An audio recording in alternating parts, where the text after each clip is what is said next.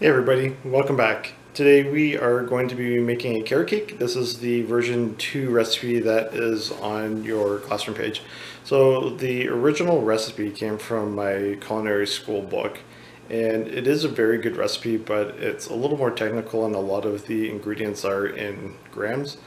So this one works out better because it's going to be in cups or give you milliliter measurements, which is easy to do with measuring cups. So let's take a quick look at the recipe. So here's our recipe. It's also going to be posted in the description, but just make sure that you have all of these ingredients measured out before you start. There's quite a few, and you want to make sure you don't leave anything out.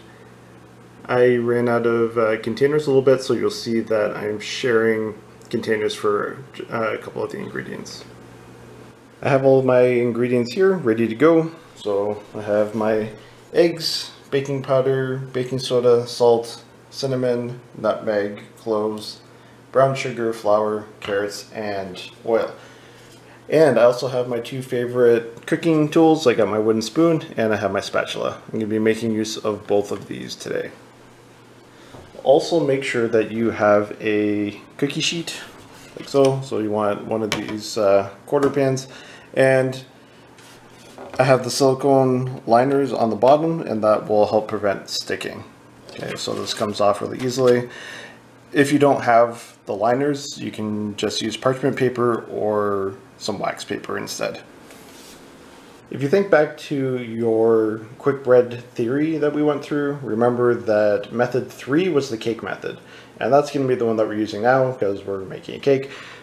What you have to do for that is first get your dry ingredients and mix them together. So this bowl's a little small, so I'm going to have to mix a little bit carefully. So I'm just going to put in my baking soda,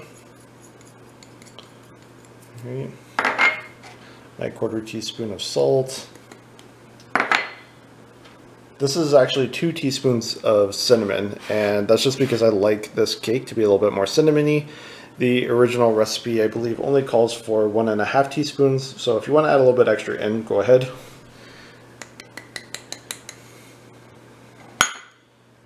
And then my final 2, I have 1/4 teaspoon of cloves and then 3/4 teaspoon of nutmeg. Okay, 1/4 teaspoon of cloves is more than enough. That is a very strongly flavored spice.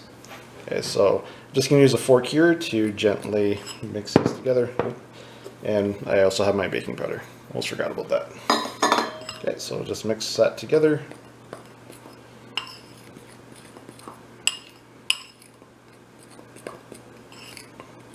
There, nice and mixed. So the second part of the cake method is to mix all of the wet ingredients together. This recipe is a little bit different because it tells you to mix the sugar in with the wet ingredients. So make sure you get yourself a big bowl for this. Okay, for that I have my 3/4 cup of oil. Put that in.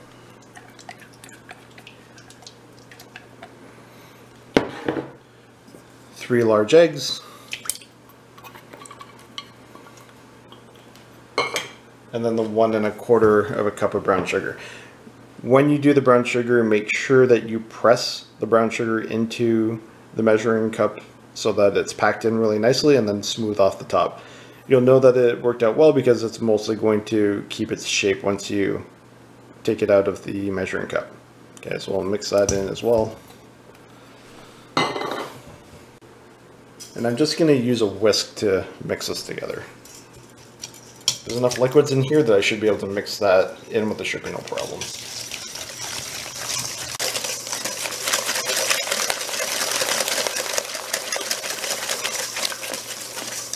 So, nice smooth mixture, everything is well incorporated. One of the things you might have noticed with this recipe is that there isn't a lot of liquids in it. It's basically just the oil and the eggs that are adding moisture so far. Or the next thing I'm going to do, rather, is put in my 1 2/3 cup of shredded carrot. So that's about 3 or 4 large carrots that are shredded. I ran it through the food processor, but you can just use a regular grater for that. This is the fine setting. If you use the thicker one, that works out fine as well. Now, if you've ever juiced a carrot before, you'll know there's a lot of liquid in the carrot. So as these start to cook down, they're going to release a lot of moisture, and that's going to be where the rest of the liquid is coming from for this recipe. Okay, so just add that in. Alright, just mix that up. This recipe also originally had like an extra half of a cup of, I believe it was half of a cup to 1 cup of chopped walnuts. If you like having walnuts in your cake batter, go ahead. It actually goes really well. I had to adjust this recipe for use in the classroom because every year there's always a few students that are allergic to nuts, so I have to take it out anyway, so I figured I'll just leave it without nuts. But if you like that, go ahead and put it in. Okay, now that I have the carrots mixed in, I just have to mix in my dry, so I'll throw that in. And then we'll mix this in well. Okay, we don't want to over mix this. You want to incorporate it just enough. Okay, just like with a lot of other recipes, your structure is coming from the flour, and once the flour becomes hydrated, it starts to create gluten. But too much gluten is going to make a really tough cake, and we want our cakes to still be very tender and have a nice crumb to them. So we don't want to mix this too much or it's going to get really tough. There, so that should probably do. I just wanted to make sure that I had mixed in all of the dry ingredients. Now I have my sheet pan ready. The one thing that I left out was the vanilla. So I'm just gonna add in 1 teaspoon now.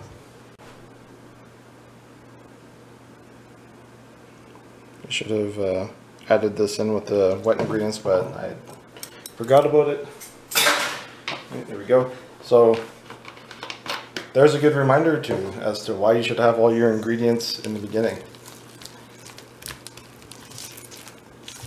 Alright, so I have my lined tray. All I'm going to do is empty that onto here and try and smooth it out the best that I can.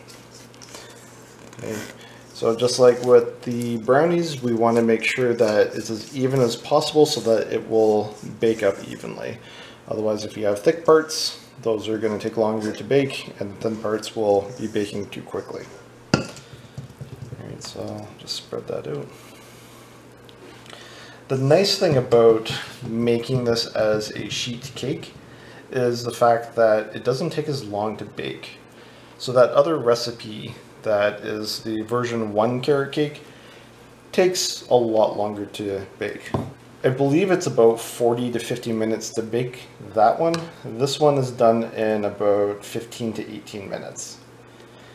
Right, and that's mostly due to the fact that this one is only about, at this point, 1/2 inch thick, and the other cake is about 1.5 inches to 2 inches thick with batter. Okay.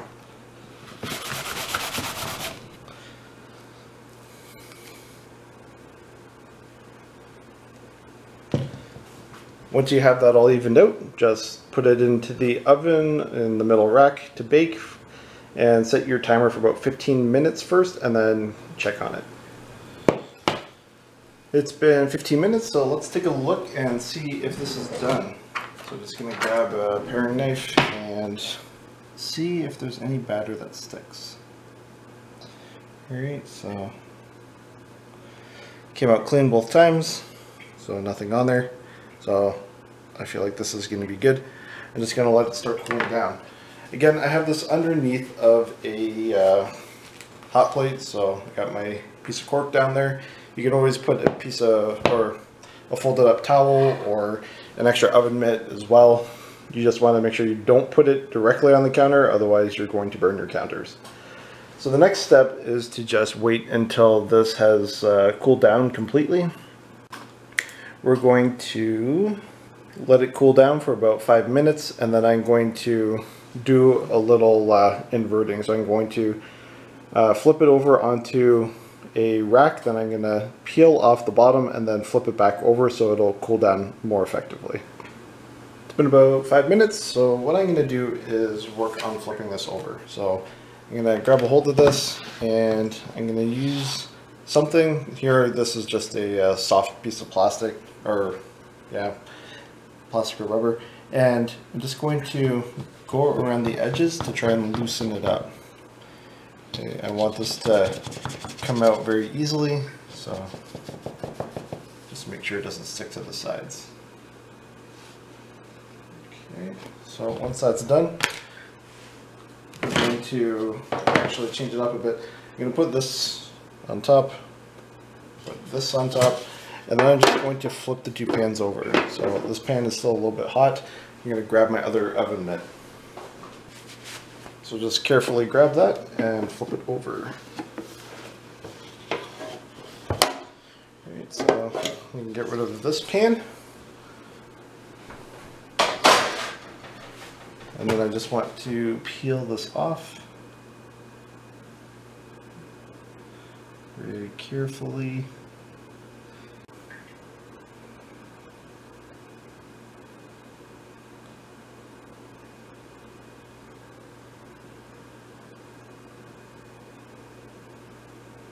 Okay, I might have needed this to cool down just a little bit more just because I'm starting to peel a little bit of the cake off with it.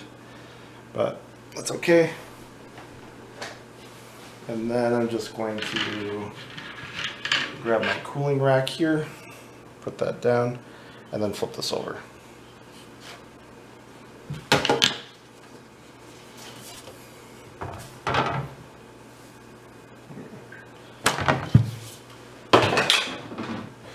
Alright, so I have my sheet cake here, and I'm going to just let that cool down completely. So it got a little bit mangled on the top, but it's okay.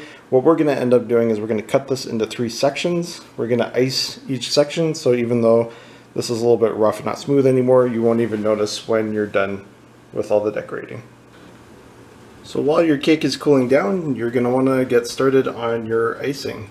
So I'm making mine in the stand mixer just because my butter isn't quite softened, so it'll be a little bit difficult to mix it together. So I'm going to use the power of my stand mixer to beat it up for me.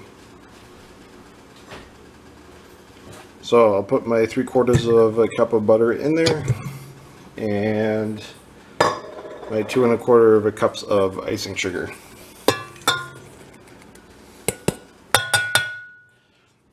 So I'm just going to mix those together until they're nice and creamy. And then if you need to scrape down the sides, make sure that you have a spatula to do that. So after a couple of minutes of beating, this is about what it should look like. So nice and soft. I'm going to add in my vanilla now that it is a bit softer, so it'll mix in better. So 2 teaspoons of vanilla in there, and then I'll just beat it again for about 30 seconds. Alright, so now that that mixture is nice and smooth, I'm going to start mixing in my cream cheese. So it's important that you take this out a little bit early, just so that it's soft. So here I'm able to mush it up pretty easy. So I'm just going to put a couple pieces in at a time and beat it in between to make sure that each piece or a couple of pieces mixes in well before I add more. Alright, so I finished putting the last of it in. While you're mixing it, you want to do this on about medium to medium high. And just at the end, make sure you give this a good scrape. Okay, so I'm going to clean off the beater here because I can see at the top there's some parts that didn't quite mix in, like up here. It's always easy to tell because it's a different color from the rest of the icing. And then just scrape down the sides and make sure that you get to the very bottom of the bowl. You want to make sure that everything gets mixed in nicely, so you want to have a nice smooth mixture. Sometimes you might notice that your icing gets a little bit lumpy. You just have to keep beating it until you're able to get those lumps out. If you're still not able to, one of the things you can do is just warm it up until the whole thing kind of melts down a little bit, and then you can cool it down and then rebeat it. At that point, everything should be perfectly smooth. So here I'm just going to give this one more mix.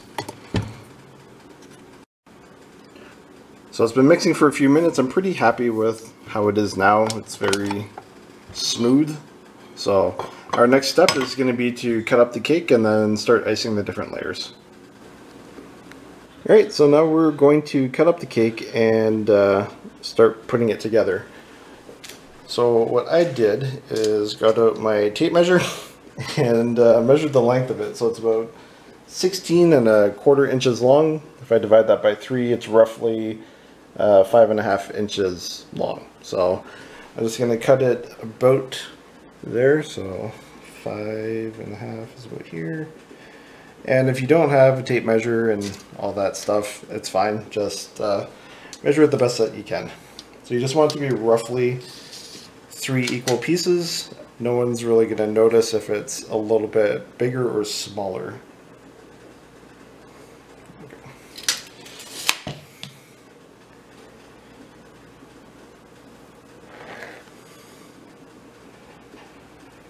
Alright, so make sure you use your serrated knife if you have one for this. Remember, that is your bread and cake knife, so that's going to be the easiest to cut through this without squishing the layers.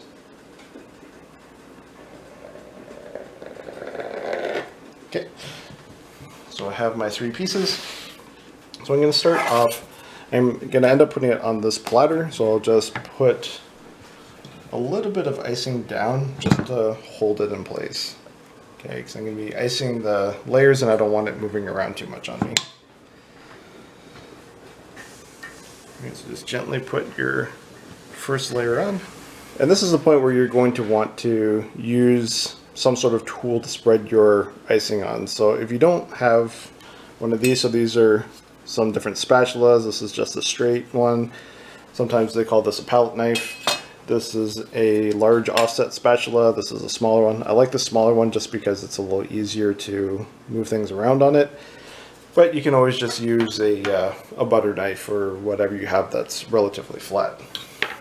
Alright, so put some icing on there and then just start spreading it out. Okay. So as you're spreading, you always want to have a little bit extra in front of you and just kind of push it forward. Okay. The cake is a little bit soft, so if you go over it and then pull up, there's times when you can pull a little bit of cake off, and that's not really what you want to do, especially when you get to the top layer. Alright, so just try and evenly cover this first layer. You don't have to be stingy with your icing, we got lots of it.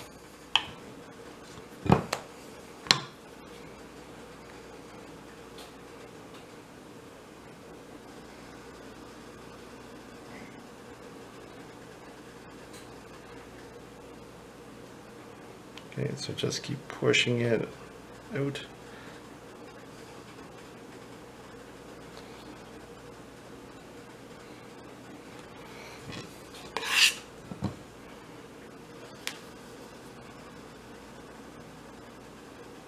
Right, so once you have your first layer done, grab another piece and then just gently lay that on top.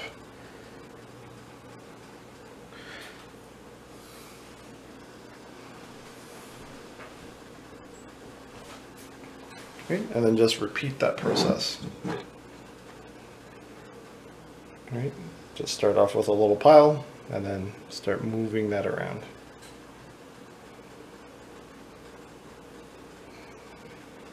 Right. And some of the icing techniques are a little bit touchy, so it's difficult to learn right away exactly how much pressure to put on something, especially if you're trying to even out the top. Like, you have to keep your spatula or knife very even and then just apply an even amount of pressure to it, otherwise you start dipping in and making little divots. So it just takes a little bit of practice, and the more you do it, the better you'll be at it.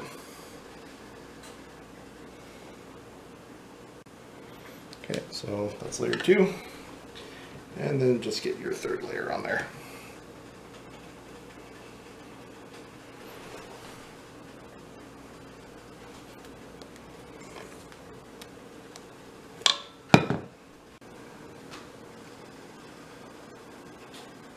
And there you have it. You have your 3-layer carrot cake.